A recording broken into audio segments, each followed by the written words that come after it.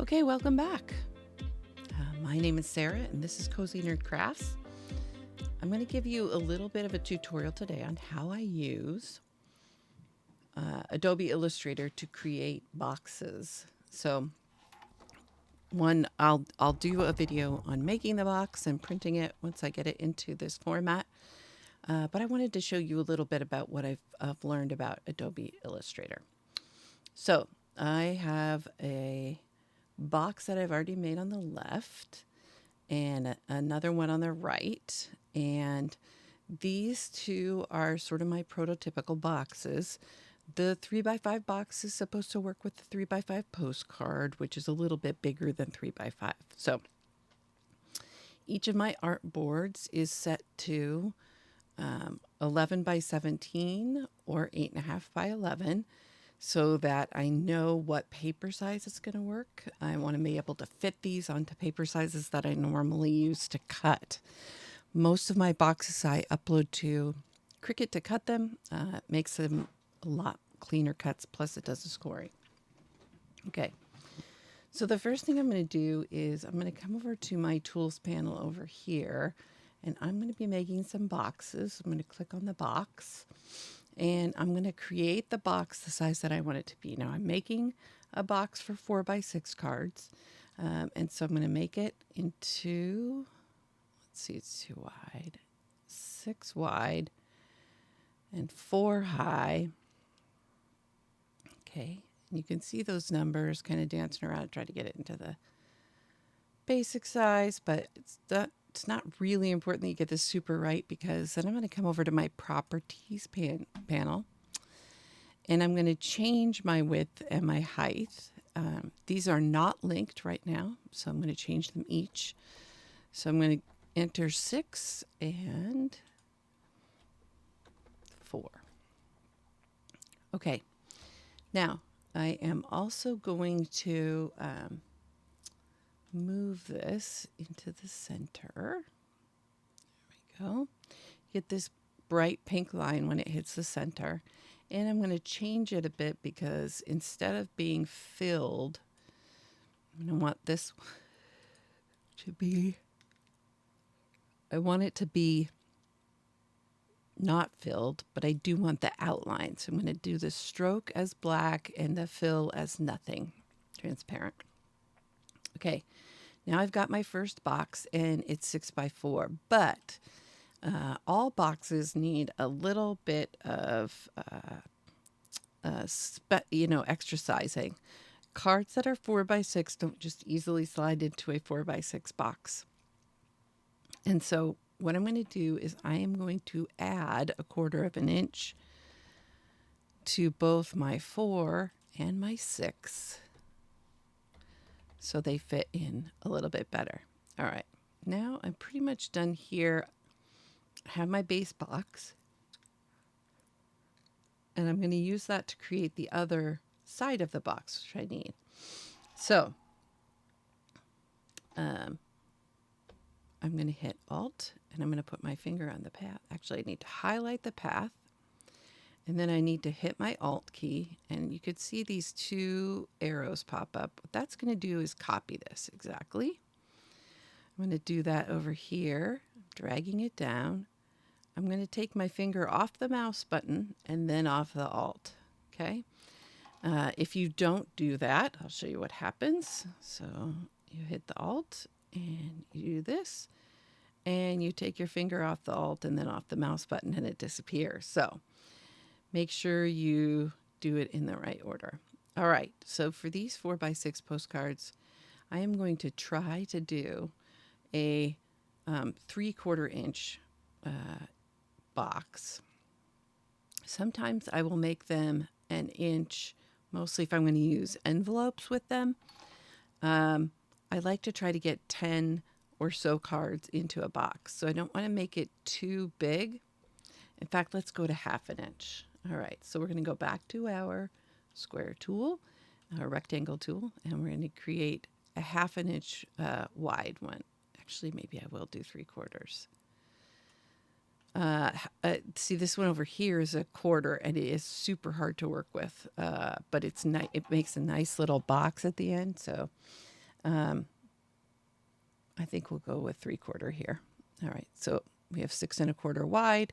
We're going to change this so we get the true 3/4. All right, and I'm going to put this, I'm going to go back over here to my selection tool, and that allows me to move things around. So what I really want these to do is to intersect, and sometimes I have better luck with that than others. So now I've got my 2 boxes, 2 sides of the box, and my first part of the edges. All right, so now I have that. All right, it will snap in because I have snap turned on. All right, now I'm going to take this and make a copy. I'm going to take one copy down here, and I'm going to take another copy up here.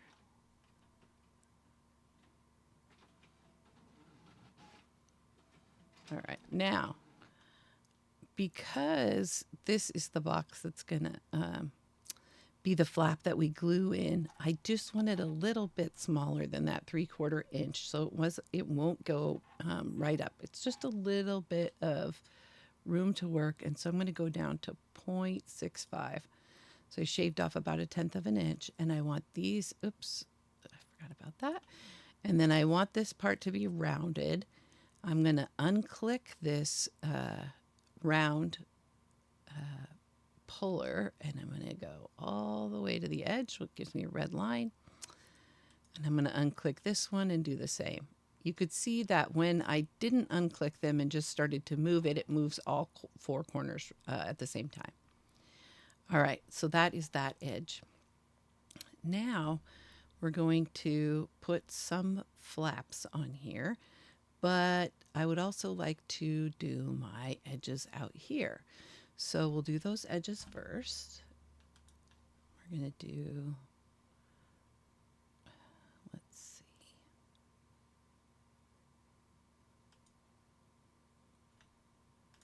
So I don't want to do the same box I did last time. I'm going to get to 4 1/4, and I'm going to make it 0.75. So there we go. I'll just mess around with it over here. 7.5 and 4 1/4 exactly. All right. Now we're going to move that in. And we're going to do the same thing we've done before.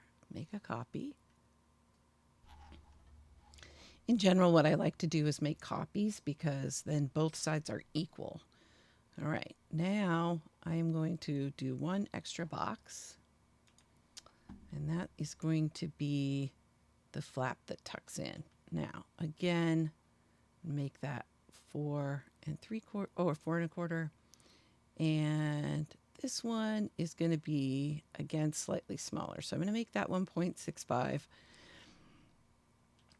so that when we get to the part where we have to fold it in, it will work nicely. All right, put this one right here.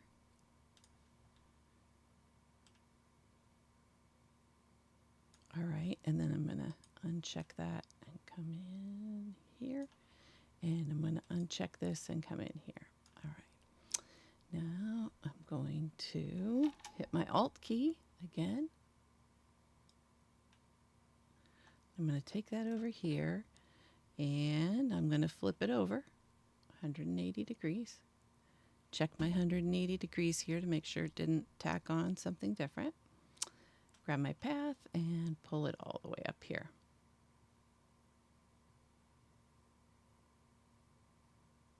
All right. Now I've got all those parts ready to go, and I just need to put on these little flaps. All right, couple ways you can do these little flaps. One is rounded. I did not do that for either of these, and then the other one is squared off. Because these ones are like this, I will do the rounded ones here just to be different. So we know that that is a 3/4 inch And that's what we want on both sides, because that's what we have on both sides of it.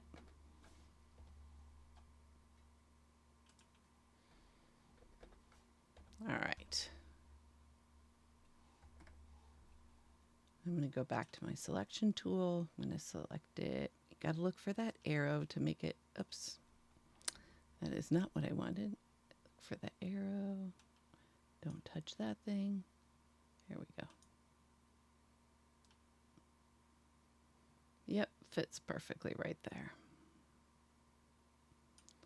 All right, now I'm going to pull in this one, and I'm going to pull in this one. Go right to that. Try to get them to go exactly the same. There we go. All right, now those are two together. Now that's my rounded flap.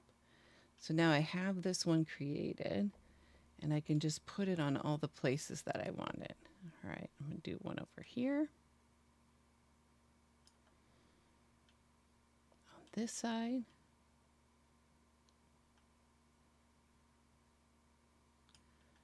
And oops.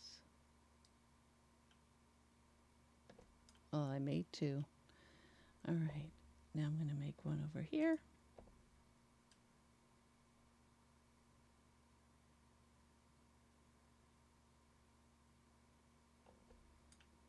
All right, now there's several iterations of this box that I'm actually going to save because I want them for different purposes. Some I want for mock-ups that I'm going to make, some I want for Cricut, some I want for Photoshop. So this is the first one that I'm going to make. And so I am going to select the whole thing by going up here to this corner and then dragging all the way down. You can see it's all selected, it's lit up. I'm going to right click. I'm going to collect for export as a single asset. Okay. You can see up here and there, that is a PNG. It is not filled in, so it's all transparent, which is what I wanted for this box. All right, so I'm going to put transparent 4x6. All right. And then I am going to highlight this again and export it into the, I have this set up already as my boxes. So it's in the right folder here. You can create any type of folder for it, but all you're looking for is to select the folder. It's going to save out into a PNG file in this folder. All right, see there, it did it. All right, now I'm going to do a couple of other things to this. One is, well, I'm going to keep it all highlighted, and I'm going to move to this other tool, which is a shape builder. And I'm going to try to create the shape of this, just the outside cutout. So this one is going to be what I'm going to use for Cricut when I make the box. All right, so when you have this, you can see when you hover in here that you get a black arrow with a plus sign on it. And if I click on that black arrow and I go over a blue line, it is going to take that blue line away. And now this is all one piece. Okay, and I'm going to do the same thing here. I'm going to do the same thing here, and here, and here, and here, and here, and over here, over here, and over here, and over here, and here. All right, now what I'm happy about is that it kept this part right here, and that means all of these lines, when I export this and bring it into Cricut, are going to be cut lines. What I do with my boxes is I try to get the outside shape created that I want, and then move it into Cricut where I will put the scoring lines in. All right, so this, I'm going to go back up here to my selection tool. It's all selected. And now I'm going to collect it for export as a single asset. And I'm going to call it cut file 4x6 box. Thanks for watching. Stay tuned for the next video in this playlist about making a box for a 4x6 card.